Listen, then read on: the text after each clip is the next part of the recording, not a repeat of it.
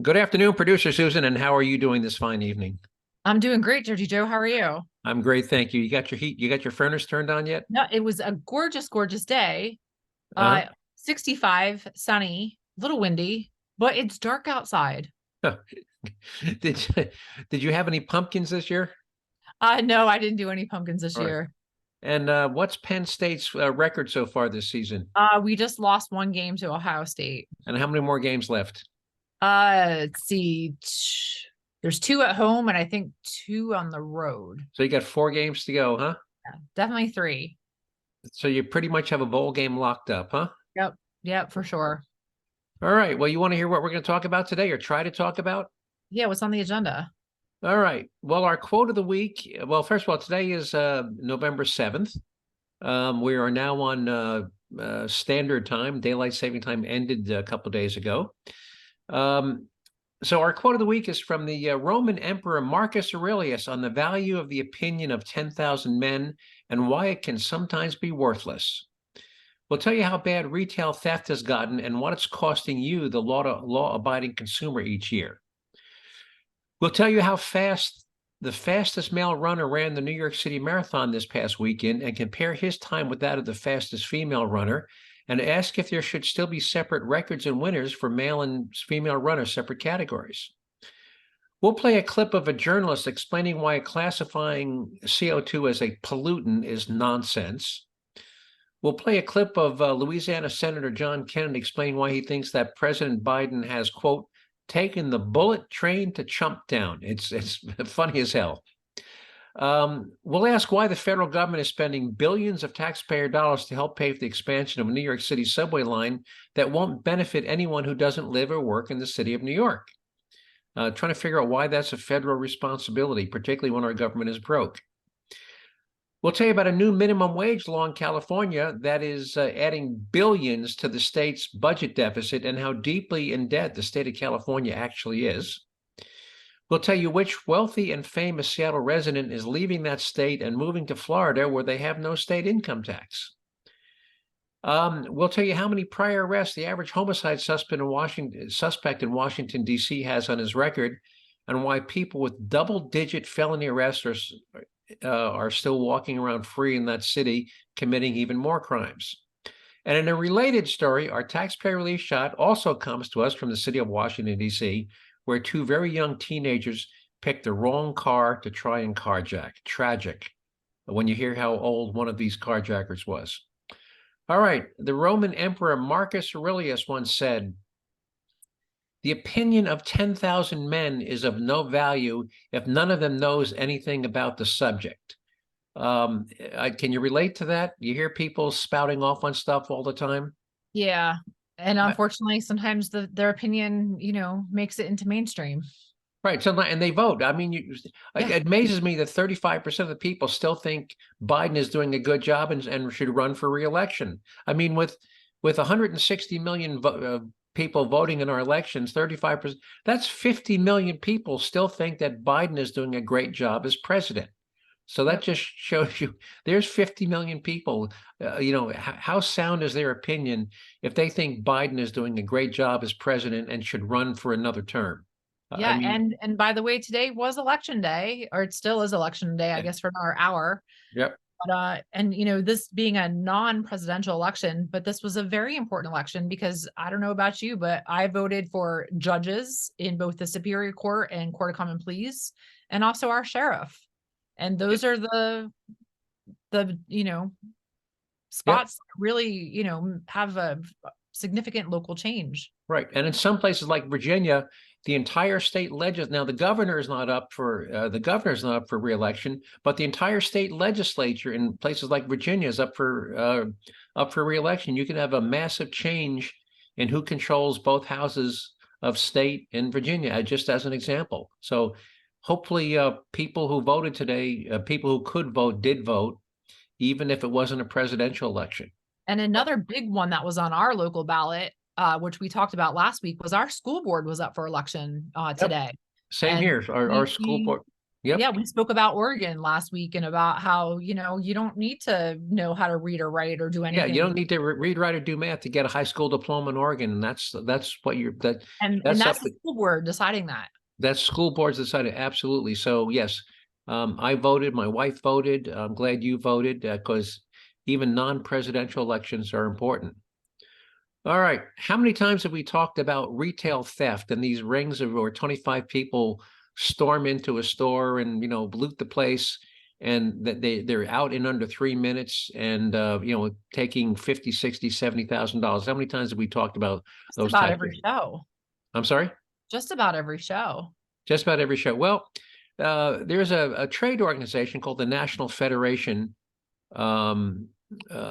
Retail Federation, and they came out with their updated report of how much retail theft is costing businesses in this country each year.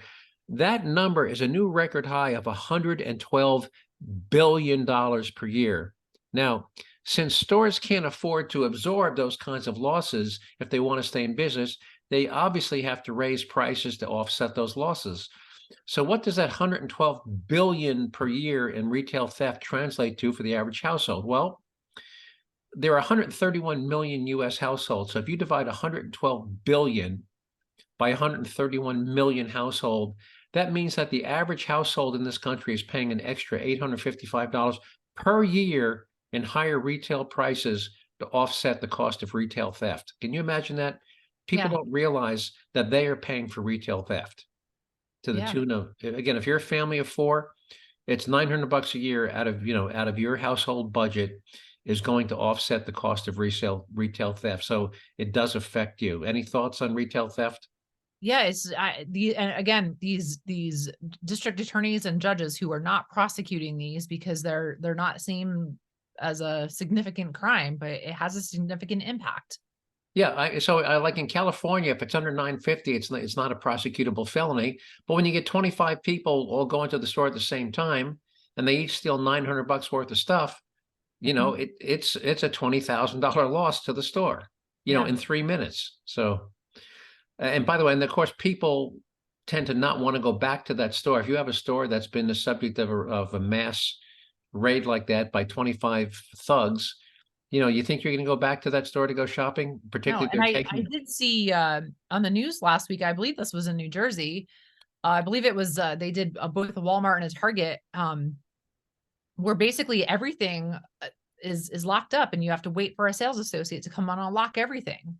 Right, and I think Who's about got a time month for ago, we that? did one in New York City where they had put everything, I think it was in a Walgreens, behind plexiglass things with little locks on them, and the guy went in with a blowtorch. Remember that? He was Yeah. with his blowtorch. He was going down the line, melting the locks out of the plexiglass and just filling his backpack with merchandise that was behind the locked plexiglass lockers. Remember that one?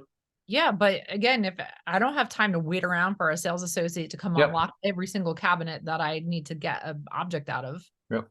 And people wonder why Amazon sales continue to grow faster and faster every year. Yep. Uh, by the way, my wife the other day, she ordered something at 2 o'clock in the afternoon. It was delivered at 8 o'clock at night. 6 hours. So it's just amazing. All right. New York City Marathon. Did you see the results? I did see the results, and I have a very good friend who runs it every year, and his goal is to run it in under 3 hours. That's always his goal. So like 2:55, 2:58. Well, The great. fact that a human can do that is astonishing to me. Now, the New York City Marathon has forever, maybe not forever, because I know there was a time they wouldn't let women run 100 years ago. But ever since they let women run, they've always had two separate divisions. They've had a men's winner and a woman's winner. Yep. And you get an award, and you get the blue ribbon and the first place for being the fastest man, the fastest woman. Mhm. Well, we need to kind of ask, is it with all of this equality and transgender and non-binary, should there still be separate divisions? And here's some data. The winning men's time was 2 hours, 4 minutes, and 58 seconds. It rounded up to 125 minutes. It was recorded by an Ethiopian guy named Tamara Tolo.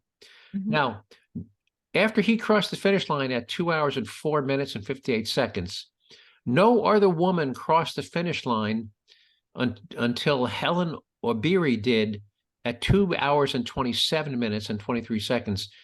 That was 23 minutes later than the fastest man. Now, in that 23-minute interim, literally hundreds of men crossed the finish line before the fastest woman crossed the finish line.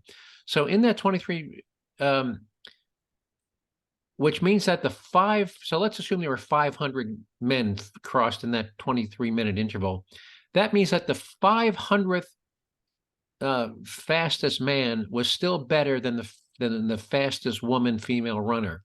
So how long before one of those triple-digit male finishers, number 500, decides to declare himself that he now identifies as a woman and attempts to enter the race as a woman? And how will the race organizers deal with that issue? What do you think? Yeah, I'm curious to know the answer to that, because it's come up in some NCAA events about. Yeah, swimming, right? You've got men, biological men swimming in women's races and weightlifting too, by the way, and they're crushing the women. Because of their, again, I don't care if you start taking hormones. If you are growing up male, biologically, for the first 18 years of your life, your male hormones, testosterone, are going to give you bigger, longer, stronger bones, bigger muscles, and no amount of hormone treatments or even surgery is going to diminish the fact that you've had 18 years of basically, call it steroid treatments, if you will, hormone treatments that have all coalesced to give you bigger bones and larger muscles than females. That's why these men who were never even in the running as male swimmers or male weightlifters are now just crushing the female events. So I'm wondering what'll happen if next year. By the way, there was a non-binary there was a third category, non-binary. They had like 92 people in the non-binary, but I'm wondering, what will the race organizers do if a guy next year just says, well, I identify as a woman and I want to enter as a woman? What do you think they'll do? It's a very good question. I'm curious to see how they're going to handle that. Right. But, if you ever needed an example, a large scale experiment showing that biological men clearly have a physiological advantage over women, this is it. There were 50,000 people in the New York City Marathon, and you had at least 20,000 men and at least 20,000 women. And clearly hundreds of men finished ahead of the fastest woman. So if you needed any proof that biological men have a physiological advantage, the New York City Marathon is that. Do you know what else and I see this year after year, do you know what else the top winners, male or female for that matter, doesn't matter, what they all have in common? No. They're all from either Kenya or Ethiopia. Oh yeah, the runners. Yeah, absolutely. Yeah, Kenya. And I think you're absolutely right. I think the man was from Ethiopia, and I think the woman was from Kenya. Absolutely. Yeah, but if you look at the top 3 winners, both men and women, I think 3 of them were from Kenya and 3 were from Ethiopia. And that is every year. They are always the top winners. Yep. All right. You want to move on to CO2 as a pollutant? Yes. Now we've talked in prior podcasts, and in fact, the Supreme Court, ruled against the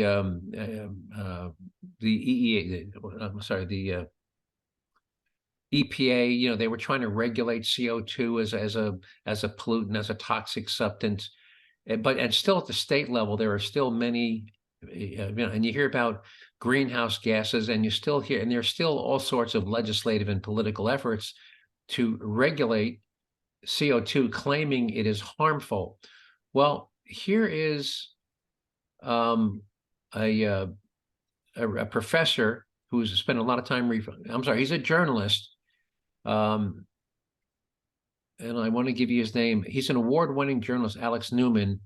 And he's talking about the human-induced global warming narrative is merely a pretext for unelected globalists to control every aspect of your life. under the guise of saving the planet. It's a little 90-second clip, and I want to play it for you. Let me back this up. A lot of this environmental question depends on, I think, a very flawed fundamental presupposition. It depends on the idea that carbon dioxide is pollution. And I would argue, after interviewing hundreds of scientists, including many who've worked for the UN IPCC, many of the leading scientists in the world, that the notion that CO2 is pollution is by the way, the UNI, that's the UNIPCC, International Intergovernmental Panel on Climate Control. That's what he's referring to. Here we go. Fundamental presupposition. It depends on the idea that carbon dioxide is pollution. And I would argue, after interviewing hundreds of scientists, including many who've worked for the UN IPCC, many of the leading scientists in the world, that the notion that CO2 is pollution is absolutely preposterous. We exhale about 2 pounds of it every single day. The proportion of greenhouse gases made up of human CO2 emissions is a fraction of 1%. Remember the congressional hearing when they asked the so-called experts what percentage of the Earth's atmosphere is CO2? Remember that? Hilarious. Yep. They had no clue. You remember that podcast? Yeah. Yep. And remember what the real answer was? It was 0.04%. Here we go.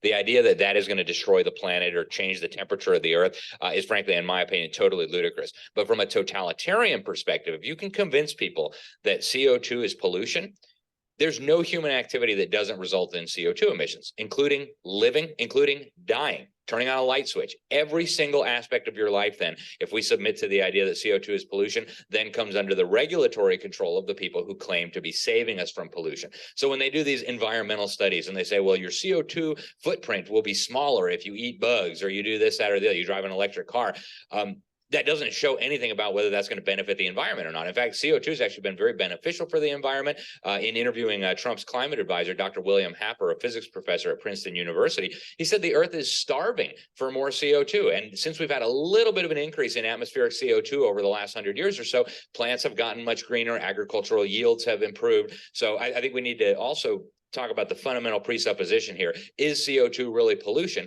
If it's not, then all these alleged environmental benefits are completely fictional. So, producer Susan, what do you think of his little 90-second rant? Interesting. I mean, plants need it to live. You know, that's what they breathe in. Yeah, they breathe in CO2. They strip out the carbon, which becomes the that's how they get there, whether it's wood or, that's what they use to fabricate their leaves and stems and wood and branches. And it is part of the circle of life. Right. And they exhale the oxygen. Yeah. By the way, you'll never hear that on the network news, I guarantee you. Yep. Yeah. I think the Jerzee Joe Podcast is the only place you'll ever hear experts like that talk about stuff like that. Have you ever heard anything like that on the network news? Nope. You think you ever would? Nope. I mean, and I think people need to understand that although there are, burning of fossil fuels do contribute, it is a naturally occurring. Right. And by the way, and here's something, even if animals, let's say cows don't eat the grass. Mm-hmm. Well, let's say, okay, the cows don't eat the grass dies, goes down into the earth. What happens to that grass as it deteriorates and rots? It creates CO2. CO2, right? We've seen the pictures of these frozen lakes where they punch a hole in the ice and they light what comes out of the bottom of the lake, right? Yeah. So it doesn't matter if the cow eats the grass or the grass rots, or if a tree, whether you burn a tree or the dead tree falls over and rots in the forest over the period of 5 years. That rotting of that dead tree produces the same amount of methane, of CO2 as if you burn the tree. There's no difference. Mm-hmm. So, all this stuff is just complete nonsense. Well, as long as you're doing video clips, you want to move on to Senator John Kennedy out of Louisiana? Sure. I love this guy. He's got to kind of get this down south drawl, and it is a 6-minute interview. I'm only going to play about a minute, but he's talking about a bunch of things, but he talks about how Biden is just completely clueless, and I just love John Kennedy. Here he is, Senator John Kennedy, Republican, Louisiana. He also wants us to spend money at the FCC, and it's another $30-40 billion of domestic spending, and that's all we know. I'm interested in focusing on the substance. I'm also interested in putting all this in context, Congressman, and asking how we got here. I mean, parts of the world are on fire. Why is that? One of the reasons, certainly not the only reason, but one of the reasons is that for the last 2 years and change, President Biden, in terms of national security and in terms of international relations, has taken the bullet train to Chumptown. He's taking the bullet train to Chumptown. Is that a great line? By the way, we've heard Senator Kennedy before. Remember, he's cross-examined some of these expert witnesses at these congressional hearings. I don't know if you remember, but he's just done a great job of asking people, and he comes in, well, and you don't know, do you? I don't know if you remember any of those prior clips we played of Senator Kennedy, but he's great. You remember it? No. Remember?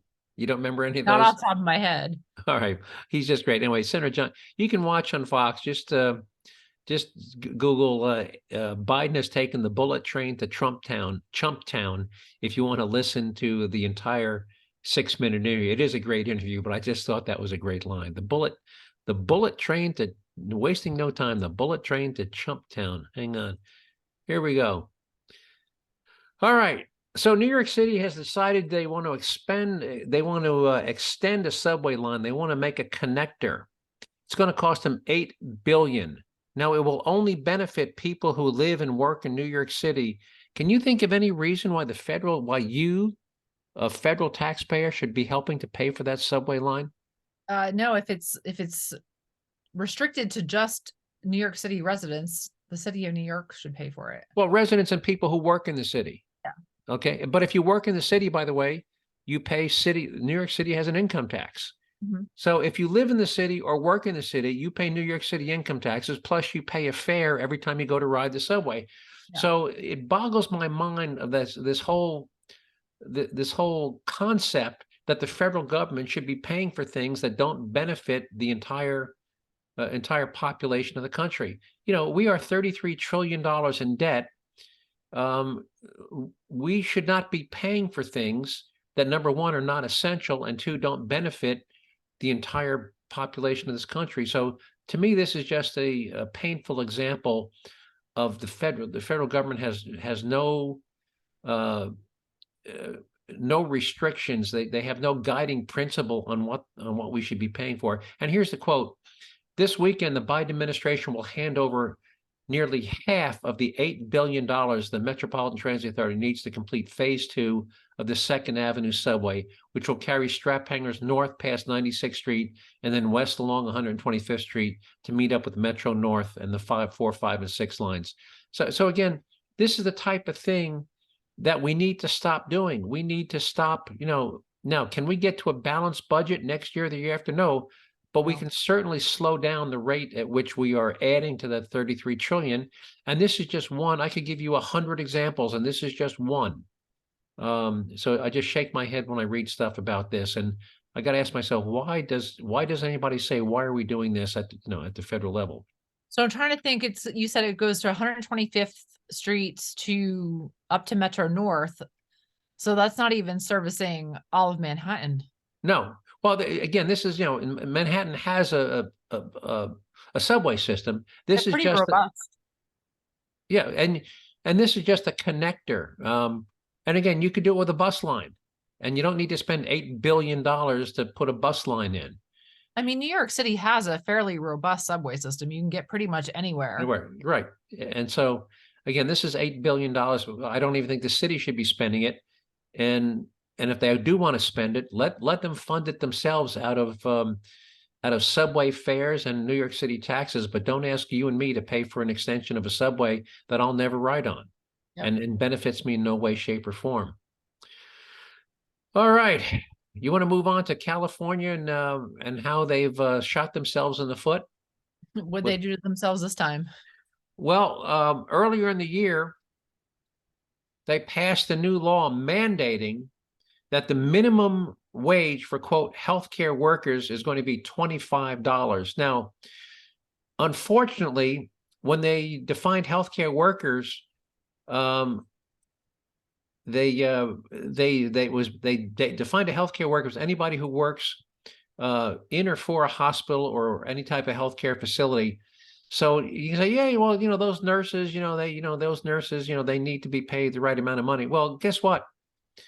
If you're the security guard or the janitor in a hospital, you are now, quote, a healthcare worker. If you work in the cafeteria, you're a healthcare worker. If you're doing dirty laundry down the laundry room, you're a healthcare worker. If you're the gal at the front desk, at the reception desk, telling people what room their relatives are in, you're now officially a healthcare worker. So all those people are now going to be paid a minimum of $25. And here's where they got shot in the foot. By the way, Newsom signed the bill mandating that $25 an hour minimum before the state's budget office had even completed their estimate of the cost impact. Well, guess what? Guess who pays for an enormous amount of health care in California? You want to take a guess? Taxpayers. The state of California, both through their Medicaid program, which they've expanded, by the way. But here's Medicaid. I've talked about this before. Medicaid is primarily a state-funded program, and they've expanded it to people who make up to 200% of the poverty level, which means if you work at Walmart and Walmart offers you a employer subsidized health plan, but you make less than 200% of the poverty level, you can say to Walmart, no thanks. I can get free health insurance from the state of California that is no payroll deduction, no deductibles, no copays. So I'm going to pass on Walmart. I'm going to pass on the subsidized health insurance you're offering me because I can get it for free from the state. So you've got the state Medicaid people covered by Medicaid. You've got 240,000 state employees who are all on the state's employee health insurance plan. And so they've now kind of figured out that it's going to cost the state $8 billion a year, which is a significant amount of the state's estimated $14 billion budget deficit. But how real is that $14 billion budget deficit? That number, while shocking for a state, 14 billion, is not even close to reality, since the state has been balancing the state budget by grossly underfunding both the State Employees Retirement Plan, CalPERS, and the California State Retirement System, Teachers Retirement System, called CalSTRS, for years. Have you ever heard of CalPERS? No. CalPERS is the largest pension fund in the entire United States. There is no fund bigger than CalPERS. It is all state and city and municipal workers are part of the CalPERS. It's the California State Employees Retirement, called CAL CalPERS. Billions and billions of dollars. Well, those two funds together are currently estimated to be underfunded by, wait for it, drum roll, $1.5 trillion. They only have 60 cents on the dollar in those funds that they need to provide those fundings. So when those funds run out of cash to pay all of those promised retirement benefits, who do you think will be asked to make up for the shortfall? The retirees via reduction in their monthly benefits, the state taxpayers of the state of California, or you and me via a federal bailout? Probably federal bailout. That's what they're going to ask for. And if we have a Democrat in the White House, every taxpayer in the United States is going to bail out the California. And I really think it's hypocritical, because they always brag about, well, we have a balanced budget. Well, if I wasn't funding my pension plan, I could balance a budget too.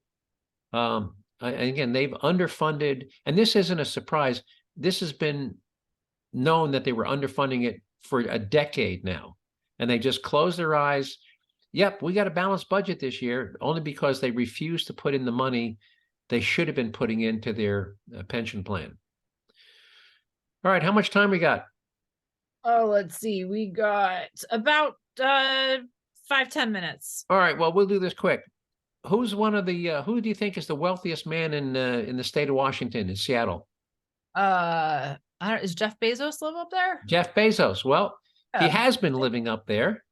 But guess what? He's just announced that he's leaving Seattle for Florida. What do you think one of the biggest difference between Seattle and Florida is? Well, there's a lot, but taxes probably. Taxes. Now, it's interesting, by the way. The state of Washington does not have an ordinary state income tax, but what they do have is a tax on capital gains.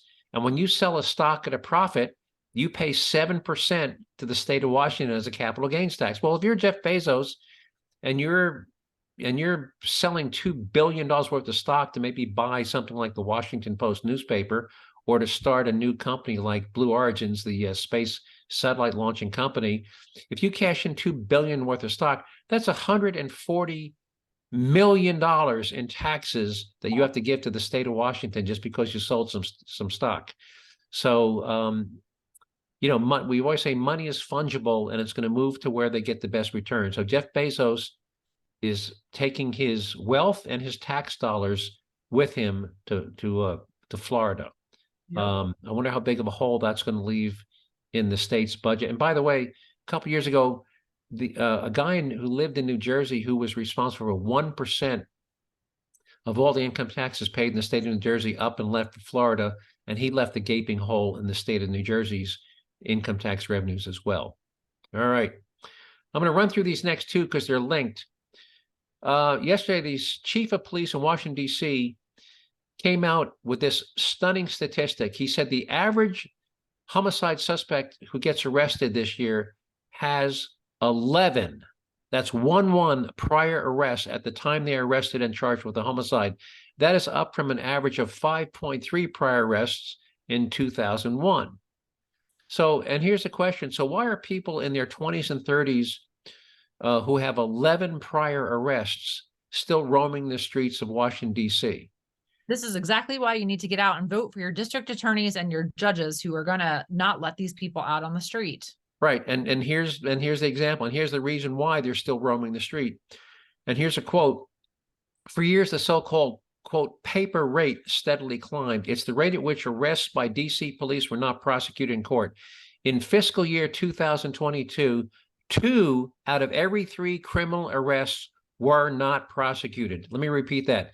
2 out of every 3 criminals arrested in D.C. were never prosecuted. So now you know why somebody who commits a homicide can be and has 11 prior arrests can still be roaming the streets with 11 prior arrests. Yep. So now the question comes up. Oh, and by the way, Washington, D.C. does not elect their district attorney like most counties do. The chief prosecutor in Washington, D.C. is a U.S. attorney appointed by the president. So could the city of Washington, D.C. reduce the number of people being killed in that city, which, by the way, was 203 last year, for a staggering homicide rate of 28.5 per 100,000 versus 6.5 for the rest of the country, by putting more dangerous thugs in prison for longer periods of times? Absolutely. You be the judge. You be the judge. What do you think? I think absolutely. Yeah. So again, if you want to know why they have a homicide rate of 28.5 per 100,000, which is more than 400% greater than the rest of the country, it's because they don't lock up their thugs. All right. Before we run out of time, let's do our taxpayer relief shot. And why do we call them taxpayer relief shots? Well, I'll let the sheriff of Santa Rosa County, Florida, explain that to you. And here we go. If I can find my cursor. Here we go. Whoop, hang on, I had it. Somebody's breaking in your house, you're more than welcome to shoot them in Santa Rosa County. We prefer that you do, actually. Hopefully you'll save the taxpayers money. All right. And this one is really tragic because it involves 2 very young thugs, one of whom didn't go to sleep tonight. And here it is. Let me back this up. USA 9 was able to speak to the 13-year-old's mother who came down to the scene here behind me. She wanted to see with her very own eyes where her son was shot and killed. Of course, she's heartbroken and she's grappling with the details that were released by DC police today. This grieving mother arrives at the scene where police say her 13-year-old son was shot and killed Saturday night after he attempted to carjack a man on D Street Northwest. 52 Medic 2 EMS 6 responsible for a person shot out at 601 D Street Northwest. Be advised, stage nearby. MPD's been dispatched as well. Investigators say an off-duty federal security officer was sitting in his car at around 10, waiting for his work shift to start. That's when police say 2 young people demanded that the driver get out of his car. The security officer told detectives one of them was holding his hand in his front waistband pocket, as if he had a handgun. As the driver was stepping out of his car, he pulled out a gun and fired a single shot, striking the other teen in the chest, according to the police incident report.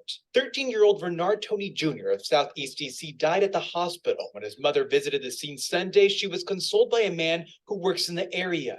It's just sad that there's a lot of crime and carjackings and things like that, and there should be maybe a little bit more light be shone onto this. The shooting happening in front of the building that houses the U.S. Attorney for the District of Columbia's office, just a block from the courts and down the street from the DC Police headquarters. As of last Friday, the district has registered more than 820 carjackings so far this year. Nearly 3 out of every 4 carjackings in DC involve guns, according to police data.